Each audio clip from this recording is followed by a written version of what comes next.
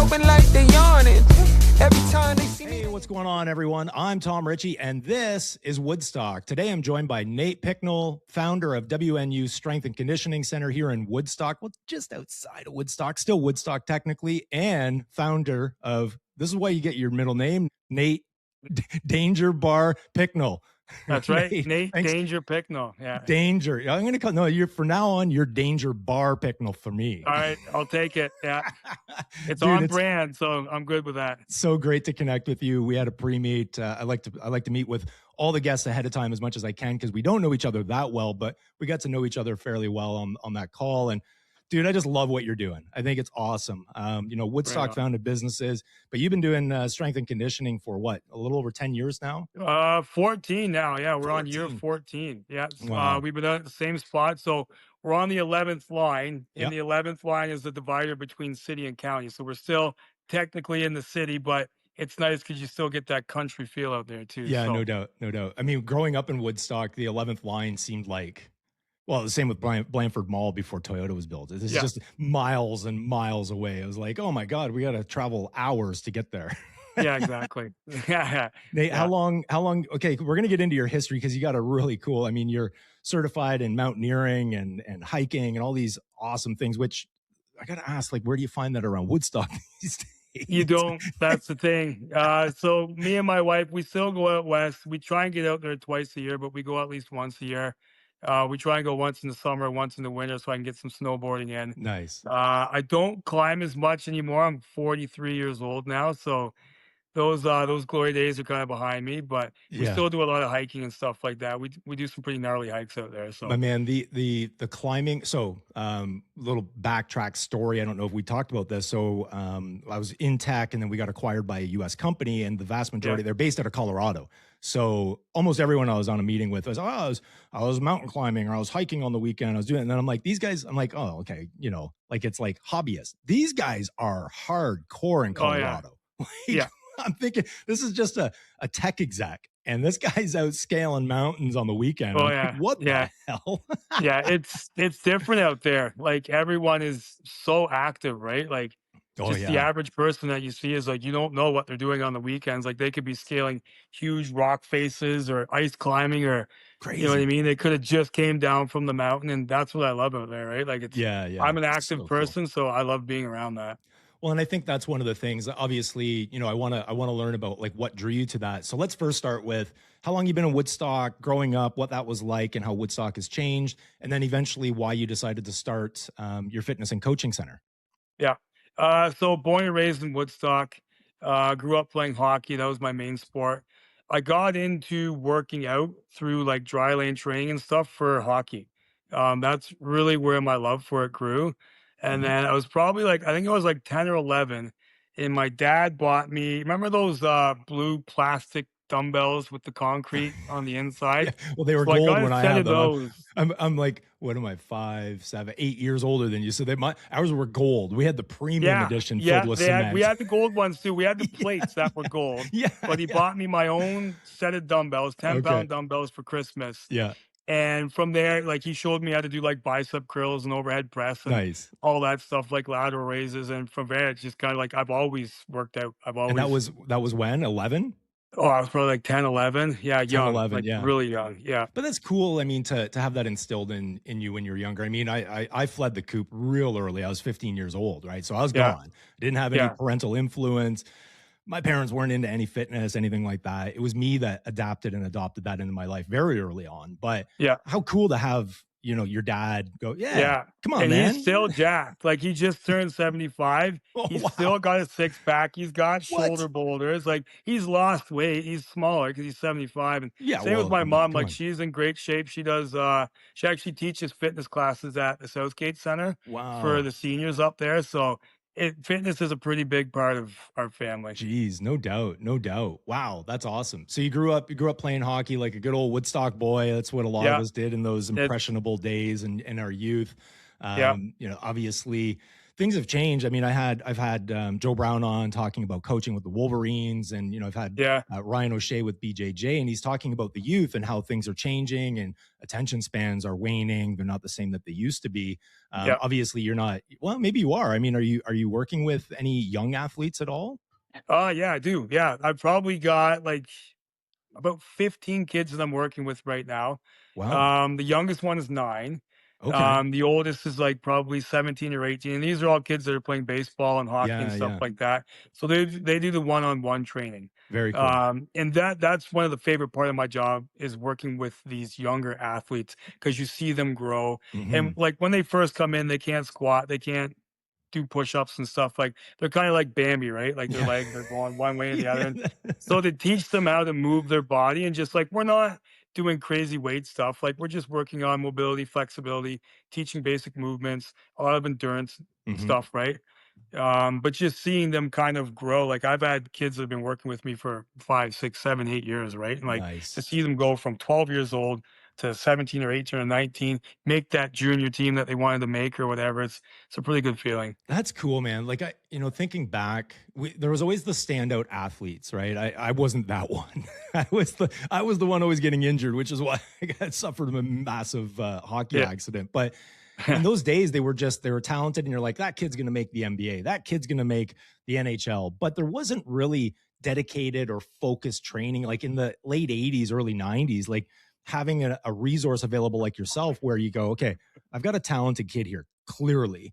How do I ensure they're going to get everything they need? And I mean, parents are reasonable. They're not all thinking they're taking their, the kids are going to NHL, but yeah, give them the best shot, because outside of the smaller towns and communities, you would have to travel, at least back in the day. But how yeah, cool is it that you can work with so many different athletes at young ages now, just locally? Like, I think that's yeah. wild. I love it, and it's definitely it's a different mentality now because we worked back then, but it was more skating. Hmm. Like, Hmm. we Oh weren't yeah. really working out that much. It wasn't really part of it. Like, we do push-ups and sprints and Sure, squats and sure. stuff, but that wasn't a huge emphasis. It was more just skating and, stick handling and stuff like that. But now they're actually like kids, like 15-year-old kids are asking me about what they should be doing at home, what they should be eating, like the proper Wow. ways to recover. Like when Yeah, I yeah. was 15, I wasn't thinking about recovery. No. You know what I mean? Like I No. wasn't like, Yeah. oh, should I be having a cold bath after we do a dry land training session? Like, and these kids are asking that stuff That's now, right? Which awesome. is like it's huge, and that's why they're going to be better athletes. That And gives that's me why if we're talking about hockey specifically, yeah. it's a faster game now.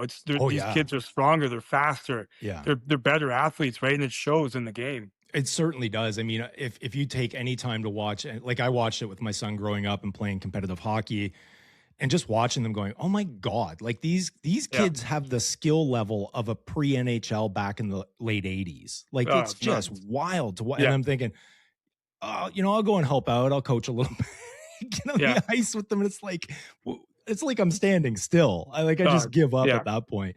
Yeah. So okay, so you spent quite a bit of time. Where did you go to school? What drew you out? Because I know you went east and west, Yeah. which is pretty cool. And a lot of people I speak with that hibernate, or sorry, hibernate, that move.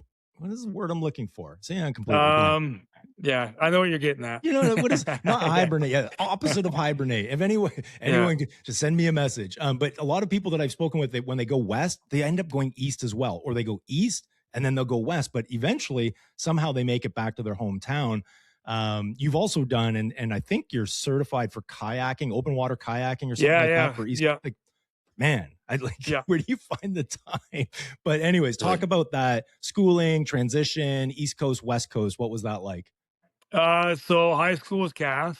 Yeah, Um, and then I wasn't the best kid growing up. I got into a lot of trouble. yeah. I went down a pretty bad path for a couple years there, and that's actually why I made the decision to move out west. Mm, I knew I had to remove myself from a negative situation. I was okay. smart enough back then to Yeah. realize At that. least you were smart enough to So do that. Yeah. yeah, and, like, I had no experience with camping or like, we'd been camping as a family maybe once or twice, but, Sure. like, I wanna get into this outdoor thing. I don't know where that came from. That's just, like you know how you get these nudges in life where it's like, "Maybe I'll try that." And that was a Yeah, yeah, nudge. yeah. I did it. Best decision I ever made. I was out there for 3 years or maybe 4 years, 2 years in school, got my business diploma. And then, so I did adventure tourism business operations. Hmm. So we got our business diploma, 2 years. And then we got fully certified in like mountaineering, ice climbing, rock climbing, sea kayaking, whitewater kayaking, backpacking, Jeez. all that stuff, right? Like Wow. you name it, Yeah, yeah, anything outdoor, we got certified in. yeah. Then I ended up working in the industry for a year, and then that's when I moved out east to Newfoundland, and I was working for a sea kayak company out there called Eastern Outdoors. I was their operations manager. Oh, I was cool. out there for 2.5 years, and then, yeah, I found my way back here to Woodstock like most people do. So I think I was gone for about 6 years. And I'd come back for like, once or twice a year to see friends. And I'd always come back for Christmas and stuff. But it was a good Hmm. 6 year hiatus that I was gone from Woodstock. But I came back a better man for sure, a different man. Hmm. And that's when I knew I was ready to like get into the entrepreneurship thing. Yeah. Okay. So very cool. I know a lot of people that, well, not a lot of people, but the people that I know that have done that, that have gotten into, they were very similar. They weren't, outdoorsy type people. They ended up in BC. The woodlands there obviously are beautiful. They've got mountains. They've got all The four mountains, seasons man. The anytime, right? mountains are Like, magical. Yeah. yeah, yeah. And they end up pursuing that. I think one of my friends, she ended up out there and she became a tour guide. So they were doing Yeah. different, not like extreme tour sports or anything like that, but just touring around and, different. Look at the fauna, Yeah. look at a squirrel. But, I Yeah. think there's something to be said about us reconnecting with nature. We're all there. We all put up that stink about, it's hot, there's bugs. And then you get in and you're like, there's a peace here. There's certainly Oh, a peace. it's where I found my peace, and it's still where I go to find peace now around the craziness that we're in, right? Like, Yeah. Yeah. I just feel different when I'm out there. Yeah. Yeah. And it doesn't have to be out west necessarily, like just anywhere. Like we can go for a walk in the woods around here and you just feel different. It's Hmm. quiet. You know what Yeah. I mean? Like if you can find a good spot where there's not a lot of people and yeah, it's just there's a different energy out there. Yeah, yeah, for sure. So, where did the idea concept or at least the start to entrepreneurship come from? What was the drive for that? I've always been interested in business, Hmm. even from a young age. Um, there's a funny story my dad tells where I went to this entrepreneurship thing. It was like, I don't know, a little round table thing, I guess. And I went there when I was like 12 years old. And there's all these other adults that are sitting around the table talking about their different business ideas. And I come Hmm. in there at 12 years old and I wanted to sell my friends skateboard parts. I used to skateboard back in the day. So I like I wanted to do like a mini like skateboard shop and Yeah, yeah, everyone's looking at me like, who's this 12-year-old, right? But and my dad always says, he's like, I knew you were gonna own a business at some point in your life. He's like, yeah, it was destined. yeah. That's wild. And I'm thinking back. The reason I laugh is being so young. I don't know how old I was. I think I was living on Odlum Street, very young, probably I 8 know years where that old. street is too. I know Oldham, Right. yeah. Yeah. And so model paint became this big thing, at least for my age category. I was like 7, 8 years old. And I was artsy. And I started charging my friends and the neighborhood kids to repaint and stripe their dinky cars, the little Hot Wheels and stuff. And I'm Yeah. like, a nickel Brilliant. here and a Brilliant. quarter. Like, no, it's all, like that's where it starts, man. I love stories It like really that. does. It really Yeah. does. And I think it's when you earn, and I don't want to say your first 100, your first dollar, anything like that, but when you're doing something that is yours and from your own mind to make money or exchange, barter, whatever it might be, there's something to be said about that. It's a little more rewarding, I think. Yeah. Yeah. Definitely. So Yeah, when did totally you agree. when did you get into the personal training and then open the center itself? So when I moved back from out east, Okay. so I got certified. So I did my CrossFit level one. Yeah. And then a couple years after that, I did the National Strength and Conditioning Association. I did their certification Okay. for strength and conditioning. So got certified, and then yeah, an old buddy Anthony, his he had the gym, that space available, Hmm. and he's like, it's open. So I tried it out. I was actually gonna go for athletic therapy that year, Okay. but we started the gym, and things kind of took off. I'm like, well, instead of spending 40 grand in school, I'm gonna do this for another year, see if we can make a go at it. And Hmm. here we are 14 years later. Wow. Wow. Is it is it difficult? Like, so Walk me through that business model a little bit. I've had Scott Shaheen on as well, and he talked about that. He was a personal trainer at Good Life, and then ultimately he's like, I need to do my own thing. Like, there's Yeah. very set programs that you got to work people through, and it becomes very salesy. But building that clientele like that, how do you do that? Is it word of mouth? Is it, I always joke because when I was younger, in my 20s, I had a detailing company, and I'm like, my car has to be clean all the time. Meaning, and how I relate that to your business is you got to be in shape. If I catch NATO at Brick House chowing down on a burger, I'm going to be all over Yeah. him. Yeah. It's my cheat Which day. you It's my cheat might, day. you might catch me there, but I'm still in shape and I'm still Yeah. training. Yeah. But I get it. You do have to live it. If Yeah. people aren't going to take you seriously, if you got a big belly and you're trying to charge them $50 an hour Hmm. to help them get in shape, it's just Yeah. not going to work, right? But yeah, I still think that word of mouth is the best way to grow a business. Okay. It starts with client number one, Hmm. and then they tell their friends, and their friends tell their friends, right? So, and for personal training, I think a lot of it is building that relationship with your client. Okay. Like they have to enjoy spending time with you, especially because a lot of my clients, they'll pay for a year package up Hmm. front, and that's $5,000, $6,000 sometimes. You know Right. what I mean? So Yeah. you build that relationship. Maybe the first package they get is 3 months. The workouts are good. You have good conversations. They know that, they feel like you know what you're doing. Hmm. And then from there they extend it, right? But yeah, it starts with client one. Okay. Client one is your most important client, and then it just you build from there, right? What's the average length someone will, I guess everyone would be different. So I don't want to necessarily box it in, Yeah, but what would the average length of, let's say, I'll give you a typical so let's say, middle-aged male, maybe a little bit younger. They come in, they're out of shape, they're just, they're sore, etc. What's the typical or average amount of time they'll spend with you over the course of X, whatever that might be, 6 months, a year, 5 years? typical is twice a week, Okay. and then we give them some nutrition coaching on the Yeah. side. But I've had people that have worked with me 5 days a week. Wow. Wow. Yeah. And there's actually one client that I had. He's been with me for about 3 years now.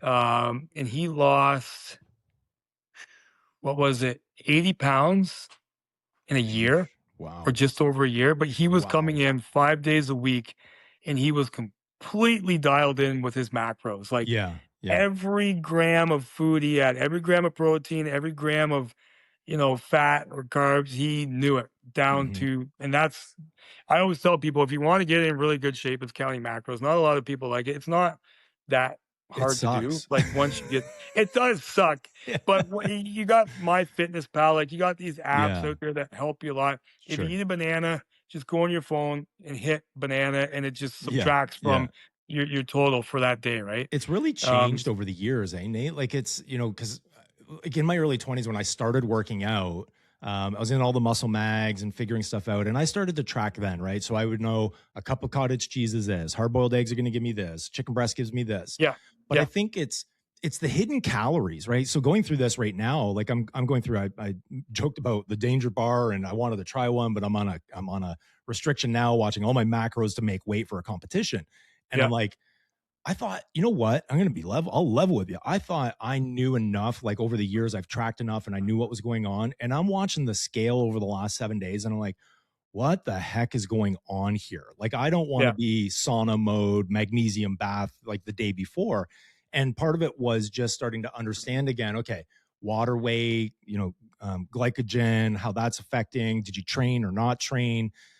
But the hidden calories these days, this is why I feel for so many that are not astute to nutrition and understanding what's actually in it. We'll get to danger bar because I love the fact that there's 7 ingredients. I know yeah. what's in it, but it's those hidden calories, man. The snackers, like just go in and grab. It was just this, but all those just this add up into so many calories over time. Yeah, for sure.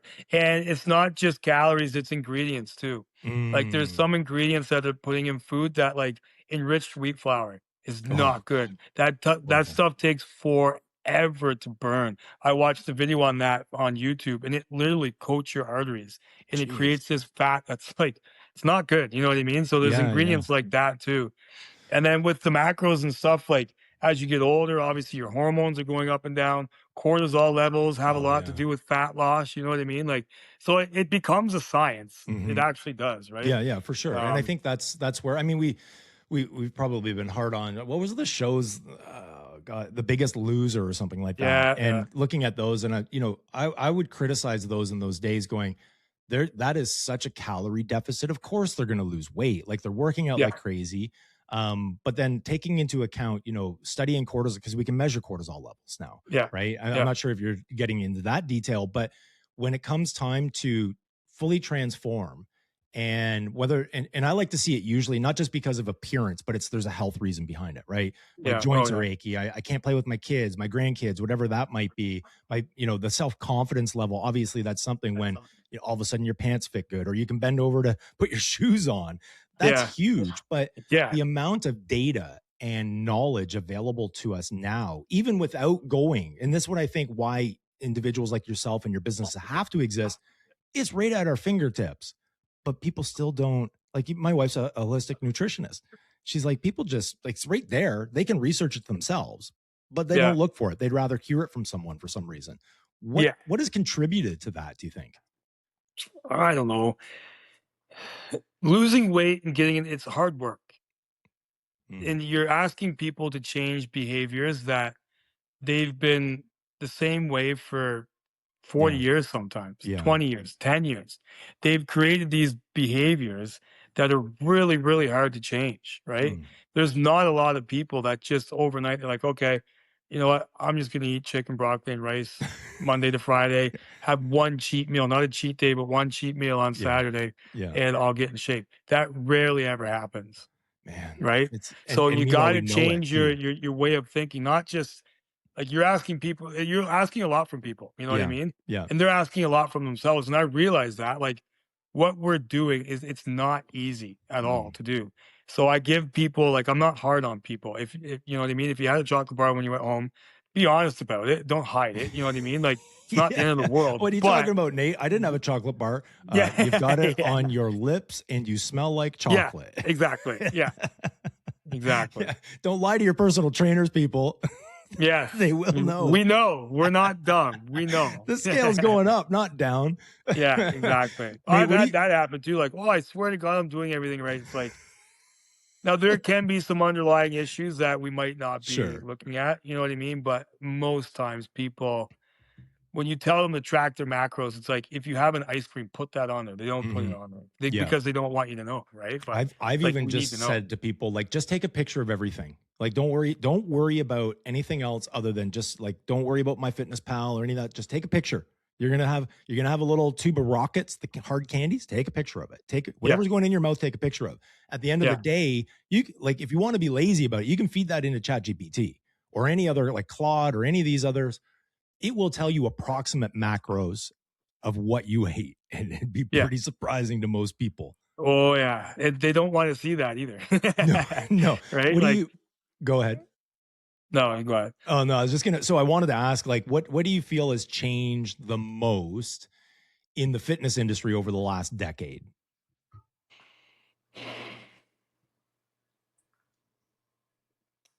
More people are open to it. Okay. I think with all the information that's on the internet now, I think people are taking their health a lot more serious now. More people are taking their health a lot more serious now. Mm-hmm. Um, I didn't think it was going to be that busy this year with everything that's going on economically. And we hit the ground running in January, and I've got probably 15 new clients within the last 3, 4 months. Like Wow. it's been incredible.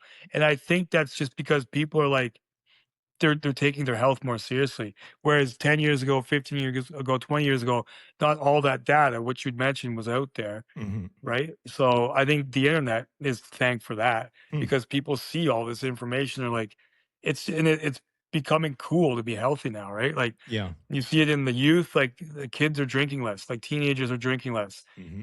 adults are drinking less. You know what I mean? Like sales of alcohol companies are going down. Like Oh you yeah. can see that Yeah. data. Right? Like, so which I think is a good thing. Like, I still like having the odd beer every once in a while, but, you know, A lot of when you're calories 15 in that years, stuff. 100%, and they're empty calories. They're not good calories Empty either. And for calories, a someone bunch of my sugar. age, Yeah. that beer it lowers my testosterone. Mm. Well, I want to keep my testosterone level. I got to worry about that at Yeah. 43. Yeah. At Yeah. For sure. 25, you're not thinking about your T levels, right? But Yeah, yeah. No, that makes sense. And I think that's probably helped a little bit, although I do fear for that side of the industry where, it's the hormone side. I think that the companies that are helping, that makes a lot of sense, but there's also a lot of companies out there right now, and I'm not going to mention any specifically, but test your hormone levels for free. And I'll say hormone levels because they're doing females as well. yeah, Whether they're using hormone replacement therapies, and on the men's side, TRT, etc. That's yeah, become massive. Like I don't know what I've done in my algorithm to get Game Day and Science and Human, all this. Maybe it knows how old I am now, and it's like, hey yeah. buddy, hey It buddy. knows how old you are, and they're Yeah. probably paying to get on your algorithm too. It's not anything you're Probably. searching, right? They're Yeah. just paying extra dollars Yeah. to boost it on everyone. Like middle-aged men, boom, it Yeah, just yeah, yeah. by Well, we default got you this get that guy. stuff. Yeah, we'll get this guy. But I do love because and I do still have cause for concern. I mean, it's there. But I've joked for the 100%. longest Yeah, time watching because you can like yeah, here's a great example. I dropped my son off at school. I mean, he's done now, but drop him off at school and you see kids, they're walking up the street. They're just on their phone the whole time, on their phone, yeah. walking, scrolling, walking, scrolling. And I'm like, what the hell? Have you ever seen the movie Wall-E? I have. Yes, I Okay, have. so Yeah, that to me has been the stark reality of what our future could look like for our youth. yeah, Thank God I'm seeing more that are in like my son's age, 17, 18 in that age category. A lot of them, I don't know if they're just bored. I don't know. But they yeah, are drawn to work out more often, which is incredible. But I've just been looking at this going, oh my God, the amount of scrolling and bad eating habits. We're in yeah, for a Wall-E situation here probably by 2050 if we're yeah. not careful, right? Well, look at this position. Yeah, yeah, Look yeah. at my Yeah, neck and my spine. yeah. I have a friend who owns a chiropractor clinic, and Okay. he said you would be amazed how many kids are coming in here 12, 13, 14 years old with neck issues and back issues and shoulder issues that they shouldn't have just because their spine is like Wow. this all Wow. day long from their head in their phone like that, right? Like it's just Yeah. like you shouldn't have back issues when you're 15 years No, old not at unless that you're playing age. a sport and you get injured or something like that. But Yeah. not to the degree that we're seeing it today. Yeah, and I It's mean, crazy. and then you compound that with so one, you're going to have that. Then your school, right? A lot of them are not great posture on computers, in a notebook, whatever it might Yeah, be. Follow that all the way through. Maybe they end up with an office job, right? Like yeah, this is real. People aren't taking it seriously until there's a problem. I think that's with everything, right? Well, I'm not going to yeah, maintain my totally. car until it breaks. Like it's the Yeah, same thing, yeah, same yeah, mentality. But God, you're right. I never really thought about it because when I go to see my chiropractor, I see younger people in the waiting room, and I'm like, yeah, "What is going on?" Like, yeah. You'll start to notice it more now. You will for sure. yeah. It's Oh, yeah, I will for sure now. yeah, Listen up, everyone. And there's the thing is, Nate, I don't see an answer for it because, like, we can't strip these devices out of their hands. Like, no, it's not that's not going to go away. This is, COVID doubled down on how much people are using it. yeah, I I don't know maybe, the phones shouldn't work unless they're at eye level. Maybe they can do stuff like that. I don't know. yeah. But there's got to be something. But yeah, you can't take them away from the kids. That's just not going to work. No, no. But getting them involved in sports, like try to get that device out of their hands without being like, "Give me that. You've been on it Mhm. too long." Yeah. Right? So, get them in the gym once or twice a week or get them a membership. Like you can get like Good Life does the summer memberships for Mhm. school kids or whatever. I think it's like a discounted rate. I think it I is. think they're free if you're a So student. yeah, well, that's even better. Yeah. But send them to the gym for an hour with their buddies and they can go mess around in there. You know what I mean? Yeah. Like, or Anything get is them better than involved in nothing. sports. Yeah. Yeah. Yeah, for I love sure. it.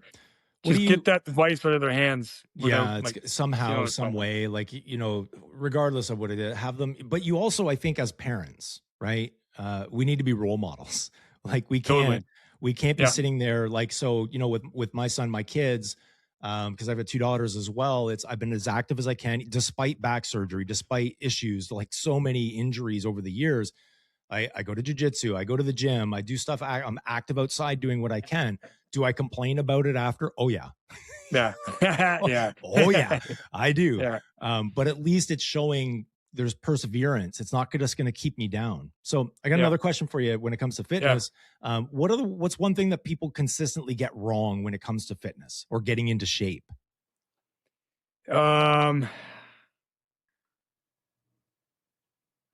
I like to say less is more Mm, sometimes. okay. Recovery is huge. Yeah. So I went down to MedPoint Fitness in London. Okay. Yeah. It's a private healthcare Yeah. Yeah. facility. I They're know great Alex. down Alex there. owns that. Yeah. Yeah, great place. So I went on, I did the VO2 max. They measure like your VO2 levels and all that Yeah. stuff.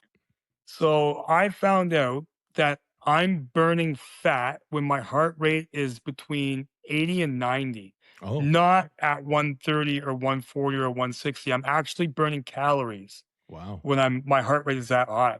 So that means like when I'm in there like doing a really intense workout and you feel like those are the fat burning workouts. Hmm. And this is just for me specifically. I'm not saying this is for everybody. Yeah. This Yeah. is Yeah. just for my body. But I actually burn more fat and it's easier on my body when my heart rate is between 80 and 90. Hmm. So Interesting. that is one thing. Like people think that you go in the gym and just train your ass off, right? Like gotta be in there 2 hours, or the Yeah. intensity level gotta be here, my heart rate's gotta be here. That's not always good. That's if you enjoy doing that, do it, Sure. Yeah. right? But that's not always the best for your body, and Yeah. that's not always the best for your results. So sometimes more is too much and less is maybe a Yeah. little Yeah. bit better. You know what I That's a mean? great Like point. I think people it's overlook, or at least counterintuitive, but yeah, no, totally. And I think that's the thing is people think because regardless, they did a laborious activity of some sort, their heart rate was, 90% max. I should be losing weight. But meanwhile, you're burning glycogen stores. You're yeah. not necessarily doing You're not anything burning with fat. fat And for cells. me, I'm not burning fat, right? Like Right, when right. I'm out of breath on my knees on the ground and can barely breathe, I'm not burning fat there. You So just trying to you know what I mean? Like, survive. yeah. Yeah. So That's funny. and Yeah. again, No, I but it's love true though. training. I Yeah. love training, but at 43, like I want to be doing this when I'm 75, 80, like my Yeah. dad is. So No my doubt. style of training has to change, right? Like it has to reflect who I am, and you got to listen to your body too. Yeah, yeah. Do you feel that motivation? Like I always think about the individuals that start or keep up with it or continue. You see lifetime athletes and you realize that, well, that's become their habit, right? And Yeah. if they don't have it, they feel off. Same with It's got zero to do with motivation. right. Motivation is bullshit. Okay, that's what I was I gonna just ask. Is it wake up every motivation? day and I Yeah. do it. You know what I mean? Like it's like waking up and brushing your teeth. I'm not motivated to brush my teeth, but I wake up and I do it anyway. Yeah. It's the same thing with Yeah. training. I Yeah. just wake up and it's just part of who I am. Now, it's been part of who I am for a very long time since I was like 10, 11 years old, but Hmm. I'm not Hmm. motivated to train. The best athletes in the world aren't motivated to train. They just do it Yeah. because they enjoy it or out of necessity, right? Like Yeah. it's their Yeah. job. Well, and I think it becomes a punishment when you don't do it, right? Like even when Yeah, if I travel, I go like on a cruise, if I can't get to the gym, regardless if I had too many beers the day before or something, and I'm not a drinker, right? But yeah, I'm like, it'd be easy for me to go, nah, I'm not the same. But I know come noon, I'm gonna be like, why didn't I work out? Like, what the hell is exactly. going on? Like, what is wrong with me? So something becomes almost ingrained. And I wish I could remember there's a saying by, I don't know if it's Andrew Huberman or someone, but it's not that you lack motivation, it could be Goggins for all I know.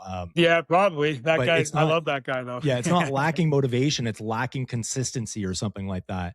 Yeah, But I think it's true. It's again, motivation will only get you out of the seat. It's not going to get you to do yeah, what you're actually trying to accomplish. yeah. And motivation comes and goes. Yeah. What happens when you're not motivated? Right. You're not Right. going to do anything. You're not going to get anything done. If you're sitting there waiting for motivation, if you got to throw on a YouTube video of David Goggins Yeah. to get you Yelling off at your you. ass to get you in the Yeah. gym, Yeah. you've got, you know what I mean? Like you got to No work doubt. on that. No doubt. If it works, it works. Whatever, you know what I mean? But his videos are just great in general. Like Oh I like yeah. listening to that guy. I love He's when Joe funny. Rogan will quote something or he gets a call or something from Goggins. He's like, "Today's your day. What are you doing? Why are you sitting Yeah, around?" yeah, Like the motivation's awesome. Okay, Nate, I yeah, want to shift into where the idea, the concept for Danger Bar came from, and then like let's understand that because I think it's the fact that it's one manufactured by you, it's a Woodstock business. I want to yeah. see this across Canada into the US as far as we can see it. I would love to see that success for you. But first, where did the idea and the concept come from? Well, it came from necessity. And as I'm doing it, I I'll do this couldn't as well. find. In case, There in we case go. people don't know, this is what it looks like. This is what you need to find on the shelves. We'll talk about where it is in Woodstock as well. You Yeah. go ahead and Yeah. tell us, and I'm going to open this. Yeah. Okay. So it came from necessity. I couldn't find a bar on the market that didn't hurt my stomach, that tasted good, had the macros I wanted. Well, not necessarily macros, but more so ingredients. Yeah, yeah. Um, so this one, there's only 7 different ingredients in there. Hmm. That's it. There's no preservatives, no artificial Crazy. sweeteners, no refined sugar, no sugar alcohols, nothing like that. It's all natural. So it's a truly all natural bar. And that's what kind of differentiates us from our competition is it's actually all natural. Like there's only Dude, 7 this is ingredients. good. You like it? First of all, let me just state for anyone Yes. watching that's tuning in, Nate wanted to gift me some bars. I'm like, nope, I'm not going to do it that way. Let me stop in. I'm going to buy one with my own money so that it's not some sort of sponsorship that we're not, just to be clear, Yeah. Nate and Danger Bar is not sponsoring this episode. I wanted to try it, especially as someone that looks after my health as much as I can. Dude, this is really good. Like, You like it? I can't believe Nice. how sweet it is with no sugar added. I understand there's Yeah. honey, but That's the like honey. Yeah. it's That's the honey. good. Like really And there's good. only about there's like 2 teaspoons of honey in each bar. A little Crazy. bit less, but yeah. Yeah. And that's what helps preserve it too, is the honey. Okay. Well, yeah, Yeah. because it's a natural preservative. So All okay, natural so you preservative. wanted something clean. It's not going to hurt your gut, but also and I was surprised the amount of protein because originally I thought this is just like it's a healthy bar, a healthy snack. Yeah, But I mean, there's a refuel in this as well, right? totally. You've got your Yeah. proteins, So your you nuts, can take etc. it, yeah, you can eat it post-workout, or like pre-workout. You can eat it during a workout. I have clients who are runners and they'll Mm, put one in their little fanny pack or whatever they call it there, and they'll have a bite yeah. like before the run, they'll have a bite during the run and a bite afterwards. It doesn't hurt their stomach at all, so it digests really good. Um, yeah. So you get the idea that you want to do. Obviously, you've been sampling and making some. Like, walk me through the process. What went from idea, concept, you trial it yourself a little bit to whoop, I'm going to mass produce this Yeah. and take it to the Um, masses. yeah, it was hours, like months of just like testing out different recipes. I found a few recipes online. I tried to copy those. I'm like, no, you can't really do this. It's not realistic to do it at Hmm. scale. You know what I mean? Yeah. Like I can do it for myself. Um, and yeah, I wanted to keep it simple.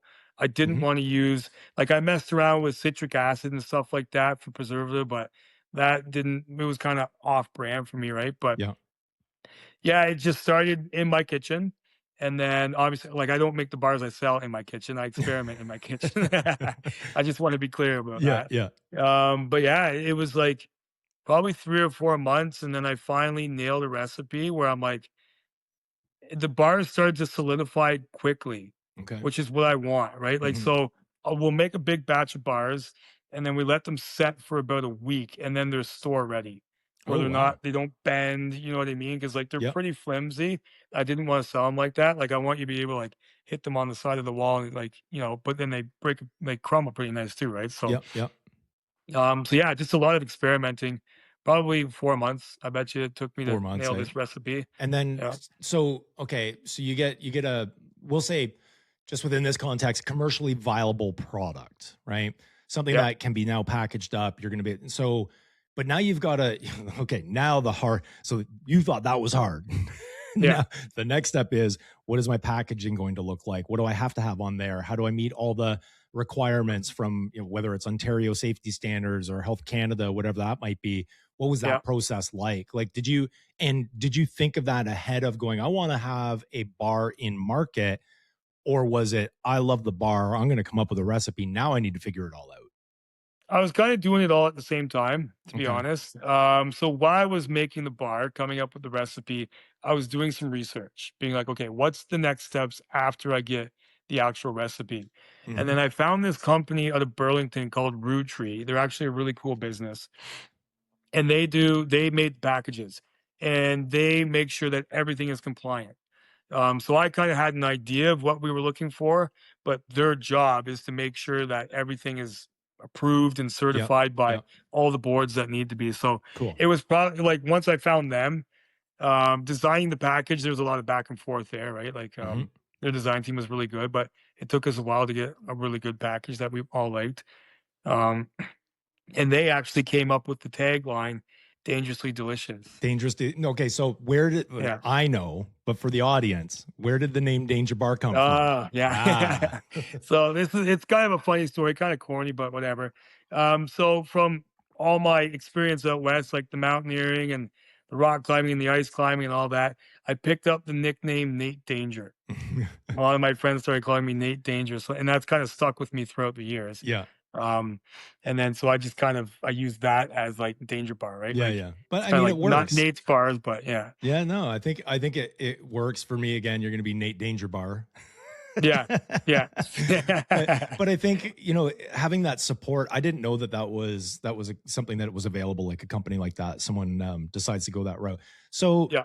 you get to the point where now you've got a packaged product. They're in boxes. What is it like? First step, because you've got entrepreneurs that are listening, going, okay, I like this idea. Maybe it's not the I'm not going to go the health bar way, and I do want to ask you about that as well. And I'll pause Yep. that question, but um, it's nice for them to know that there's companies now to help support and get that out there, to make your product become a reality. And I think if we went back a decade or two, like, it would be so expensive as service to help get that off the ground, your logos, your designing, all of that kind of stuff. But I think it's become a little more affordable. Yep. So what does it look like for you've got product now? How do Yep. you get it on shelves? Like, what is that?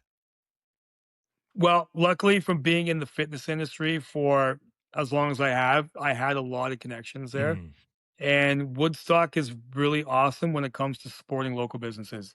So it was basically me going through my Rolodex, being like, who owns this store? yeah. Let's have a conversation with them. I haven't heard a no yet for the Hmm. stores that were local. We're Yeah. working on bigger retail chains. It takes a little bit of time. We've only been in business for about 9 months now. We just passed the 10,000 bar mark. So we've Nice. sold over 10,000 bars now in like, I think it was like close to 9 months now. So Nice. I had no idea what to expect either when I started this. I was like, maybe I'll sell 1,000 bars. Maybe I'll only sell 100. Maybe people hate it, right? But I was like, Either way, you I think enjoyed it's doing worth it. taking a stab. Yeah, yeah. But yeah, just taking advantage of all the contacts, I Hmm. think, that I had was huge. And then people just like giving me a chance. They're Yeah. like, yeah, we'll buy 5 cases, see how it goes, right? And Hmm. it's gone And pretty well so far.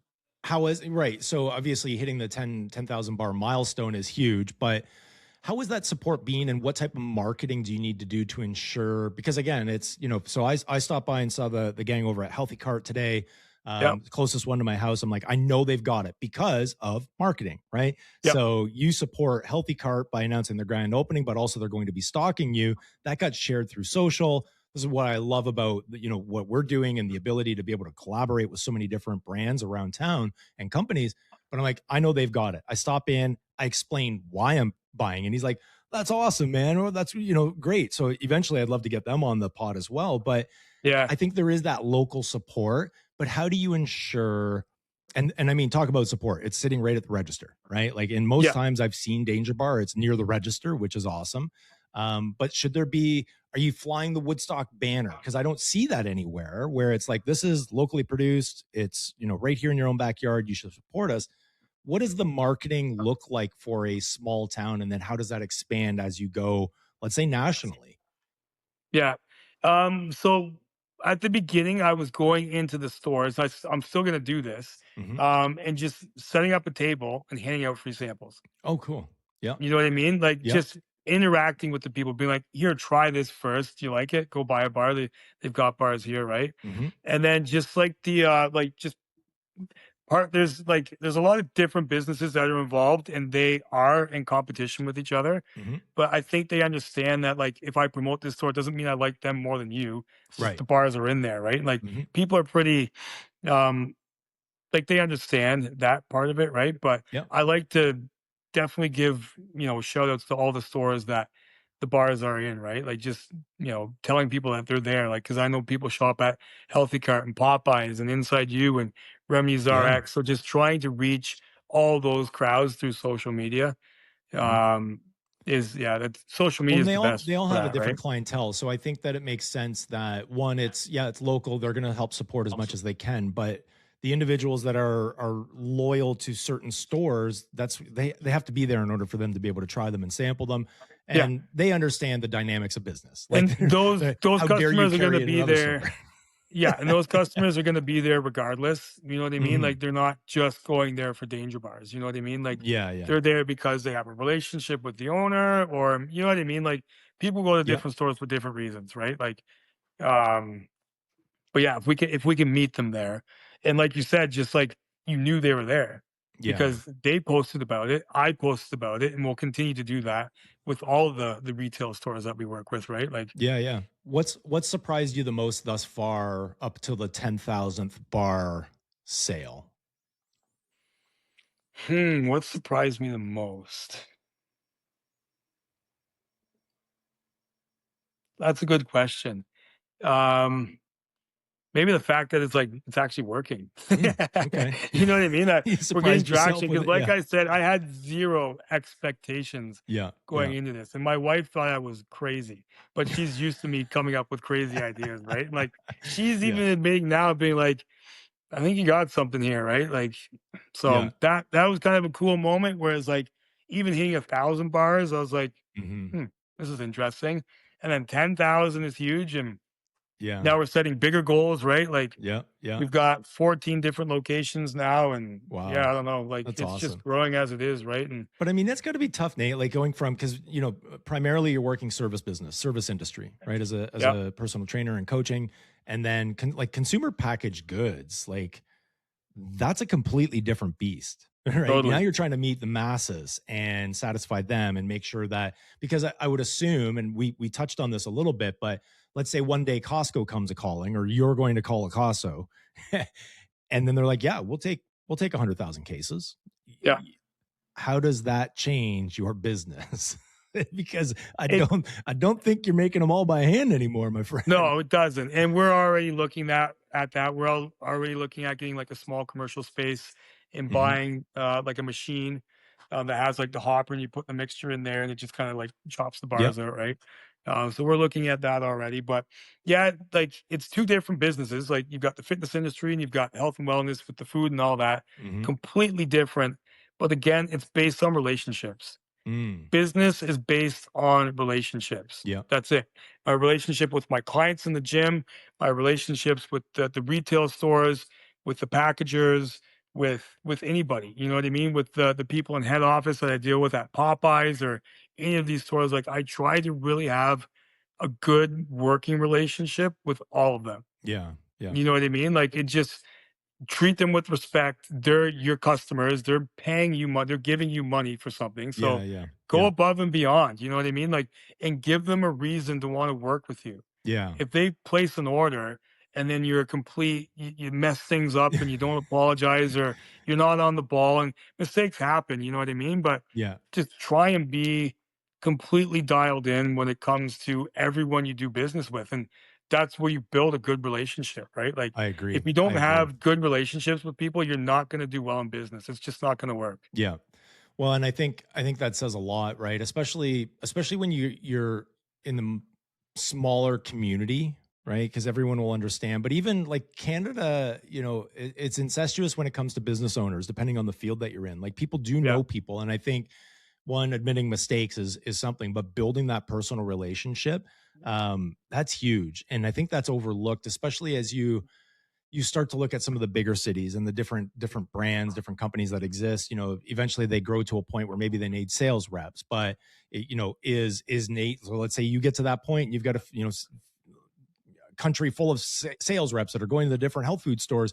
I'm sure you're going to have one-on-one time with all those sales reps so that they instill the same values as what you would have when you're visiting them. So Yeah. I think that's important, and it's a good call out is those relationships, and that's how Yeah. small town businesses thrive, I think. But for yourself, having, I know you entered with no expectations, but now as you're seeing the sales increase, I think it's important to go, okay, and you're already doing it. Commercial space, commercial, right? Commercial equipment. What is it going to look like if this happens, right? Because I Yeah. think that's what kills a lot of momentum for businesses. You've seen them, Shark's Den, or what's it called? Shark Tank, Shark Dragon's Tank. Den, Yeah. yeah. Dragon's Den. Where Yeah. Yeah. Yeah. yeah, where they're doing good, but it's coming out of their garage, and then all of a sudden they're like, "Oh, I need capital to build a factory," Yeah.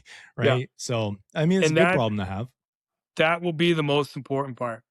Because I have a good product and everyone has a good idea. You can make a good product, but turning it into a business that Mm, works, yeah. like a structured business, like where you have systems and processes and people for different jobs. You know what I mean? Because like Yeah. Yeah. I can't do everything. Like right now, I'm hand bombing these bars by myself, well, with my wife. She helps me too, Yeah. Yeah. and I'm doing the sales. I'm a one man show right now, and like probably next year I'm gonna look at bringing on a partner and some investors and stuff like that because there's some people that have been sniffing around showing interest. So Yeah. Well, they should we'll be. cross that bridge eventually. As soon as this But package is open. I still want to run lean. Yeah. Like I think I could build $1 million business with 10 people. Mm, You know what I I mean? think Like, and so. that's Yeah. gonna Yeah. be the goal. Yeah. Where like maybe like you might have to wear a couple hats, Hmm. but those people that come in at the early stages will be happy that we kind of did it that way if it Yeah. does get big, right? I think the important lesson that I've pulled from not just with this is Woodstock, but I've interviewed Fortune 500 people and individuals that are on pubcos, and the biggest thing is knowing what to relinquish your powers to, like meaning what areas of the business where you can focus your energy on the things that move the business forward and others can support. So Yeah, understanding which hat you need to wear at which point in time, and it sounds like you're figuring that out. yeah, Nate, I want to move into something that I've started doing with this podcast here, which is just some quick rapid fire questions, just so we can get to know you a little bit more deeply. And also, they're fun for social clips. Like, let's face yeah, totally, yeah. it. Okay. For Nate, I hope you have at least one of these, but coffee or tea? Tea. Tea. Okay. What Yeah, kind of I'm a tea tea? guy. Like a green tea or a black tea or Yeah. yeah, Okay. So tea's good. Tea's good. All yeah. right. Favorite place in Woodstock? What's that? Sorry. Favorite place in Woodstock? Favorite place. Doesn't have to Ooh, be a store or a business or anything like that. Just favorite place in Woodstock.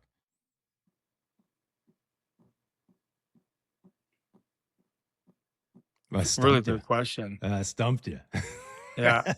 I'm gonna say my gym. Not that I'm doing a shameless promotion, but I love being in my gym. I love Hey, being there's there with nothing my wrong with clients. that. I just Yeah. love like it's my second home for sure. Yeah, yeah. It's like the guys with the garages, right? They're like, they get home, they see their wife and kids, and then they're off to the garage and they just spend all Yeah. their time there. Yeah, for Yeah, sure. yeah. Yeah. All right. Favorite local restaurant? Amaguchi is pretty good. Okay. The I new haven't got one. there yet. I haven't No, got you there. haven't been there yet. Not Okay. yet. No, Yeah. I'm going to. And 639 is a very solid second. yeah. But yeah, Amaguchi is pretty good. Okay. All right. All right. What's your least favorite exercise? Ooh, the rowing machine. Really? What, Yeah, I like don't like it. why? I do it, but I don't like it. I don't know. Really? It's full body. Whenever I get off of that thing, I get like that anxious feeling in your legs where you just, oh, I don't like it. See, that's my Um, favorite, which is so oh, weird. really? But I think Yeah, I think it's just because so I'm the king of efficiency, and I mean, so yeah, when you start talking commercial kitchen, I'm a Six Sigma guy. I'll come in and make sure you're running lean, baby. yeah, But for me, it's just king of efficiency. If I'm going to empty the dishwasher, I'm going to do it the most efficient way possible. So for me, I'm still not the biggest fan of working out after what 30 years of it. I'm just not the biggest. So I'm like, if I'm going to be doing something, I want to do something that gives me the biggest bang for the buck. And for yeah. cardio and warming up the muscles, rowing, it just You hits can't what beat it. 80 Like plus I percent of don't your deny muscles. the efficiency, and it's very effective. Yeah, but I it just don't sucks. like getting on that thing. I don't know. Yeah. Every year, twice a year at the gym, we do a challenge. It's 2,500 meters for time. Okay, so you row Oh, 2,500 meters, and each time, obviously, you try to get a little bit better. yeah. So there's some people putting up some good times in there, but yeah, Yeah, I'm it's certainly I not always joining dread any it. team. Yeah, That's for sure. yeah, Yeah. yeah. I do it probably about 70 to 90 beats per minute, somewhere in there. Yeah. Okay. A book every entrepreneur should read. Who? Anti-Fragile Oh, by Nassim Taleb, I believe his name is. yeah. So I'm looking behind me because I thought I had it on my shelf. I don't think I do. No, I don't. yeah, It's not. It's downstairs. it's a great book. It's not just for business. It's just about how things grow under pressure. Yeah. It's a You know what I mean? mindset as Like well. Yeah. Yeah. exactly. Yeah. So that was a really book. It's like it's written kind of weird. It's hard to follow. Hmm. But it was a very interesting read. Yeah. I'm big into podcasts. There's a bunch of Let me ask you podcasts I that then. listen Like, to I for should be business. shifting from books. Okay, let's scratch. I'm not Okay. taking it out, but let's scratch Because I'm not a big favorite book. reader either. Like I don't read that much. I'll be honest. Like Yeah, I'm I not. don't. I do in fits and rages. Yeah. But it's tough. Let's face it. There's so many distractions and things going on in life. Not that and Sundays I stay off of social completely. If anyone's wondering why there's no socials that go up from This Is Woodstock on Sundays, that's my Sabbath. I ain't doing nothing on that day Yeah. other than Yeah. friends and Yeah. family and the little stuff outside. And Yeah. but Totally. okay, favorite podcast. I don't want to ask favorite podcast in general. And I'm going to shift these questions moving forward, Nate. So you've inspired me to do this. Favorite podcast and episode from that podcast, or favorite guest on that podcast. Hmm. I love Lex Friedman. Yeah. He's awesome. Yeah. I'll listen to anybody through Lex Friedman. Yeah. Joe Rogan, obviously really good. Yeah. There's another one. It's David Rubenstein. Okay. He's a private equity guy. He interviews a lot of business figures and some Yeah. old politicians and stuff like that. But right now, one of my favorite people to watch in a podcast, and he doesn't have his own podcast, but he does really good interviews, Hmm. is Jamie Dimon. He's the Jamie Dimon. CEO of JP Morgan. Oh, right. So Okay. he is like this guy. I don't know. He's incredible. Yeah. He's a great business leader. He's just a good thought leader. I don't know. I'm drawn.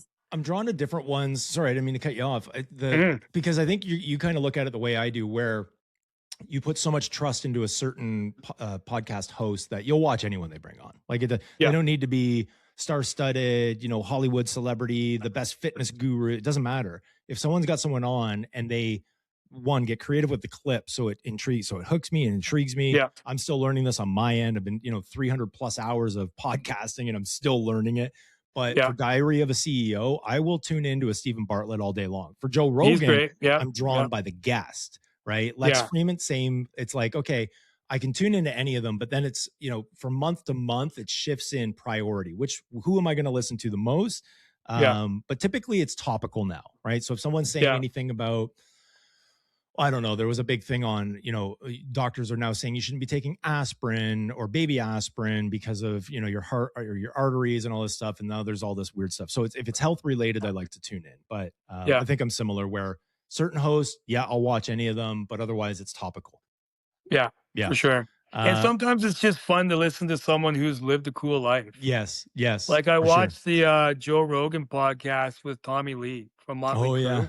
Yeah. I'm not a yeah. huge Motley Crue fan, and you know what I mean? But like I listened to that for its entirety. I was like, it was entertaining. You know what I mean? I didn't Wow, learn a yeah. whole bunch, but there's some good laughs in there, right? And they were just Yep. kind of sitting back, letting it fly or whatever. And it was pretty funny. Oh yeah. Yeah. I used to tune in, I commuted to Toronto for 4 years, 4 days a week. And mornings I would put on Howard Stern. At first I'm like, why am I listening to this stuff? And Yeah. then you start to there's the backstories and for me, because I was still doing some other stuff with recording, it was his intonation and how he was asking questions and what did this look Yeah. like? And I got to the point where it's like, you just need to be yourself. Like, Yeah. if anything, Howard Stern out of the box was just himself. He's like, I'm just Yeah. going to be myself.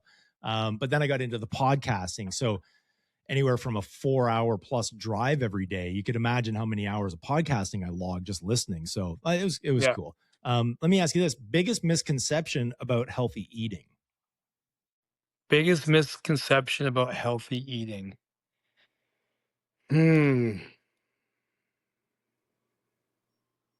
That's another good one. You're stumping me with some of these ones.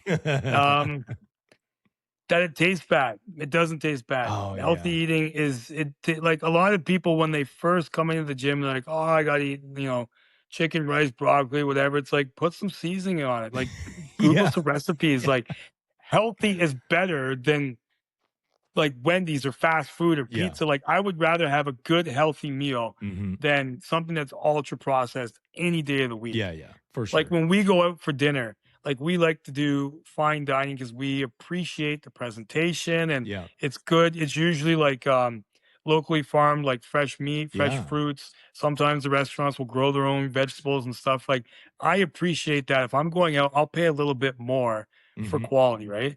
Yeah, yeah. So I agree. yeah, I agree that with is a that. misconception that like it doesn't taste bad. Like eating healthy doesn't taste bad. Yeah.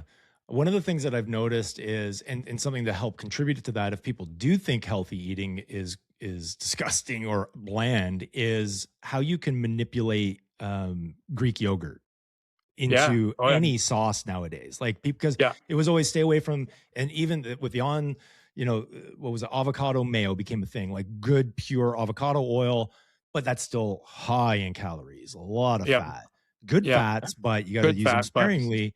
yeah. So, but then the dawn of Greek yogurt where that became big, and you can spice up some Greek yogurt and use that as a sauce. Now you're getting protein, great, Yeah. and you're adding a sauce to it. So it doesn't need to be bland, people. It No, really it doesn't. doesn't. No.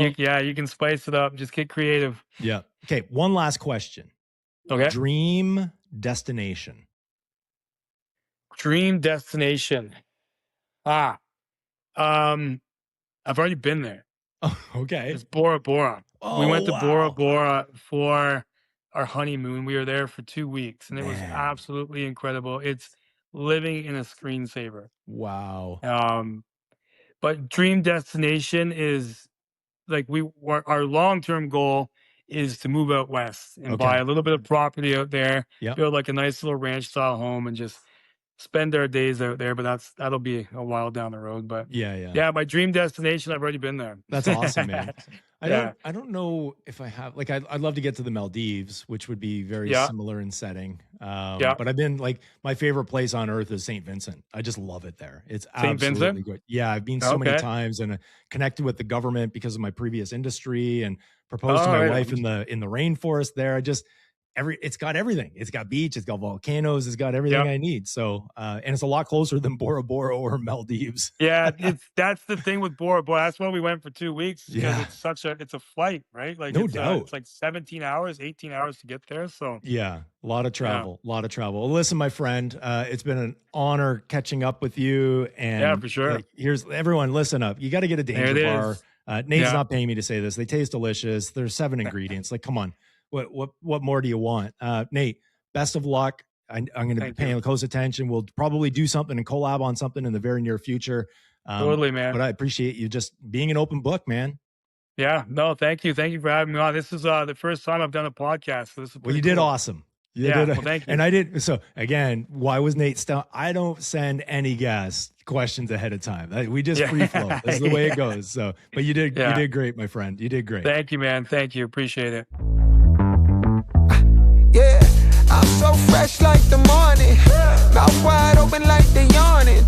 Every time they see me, they in G-Shock. Homie, this is too far. Homie, I feel too alive.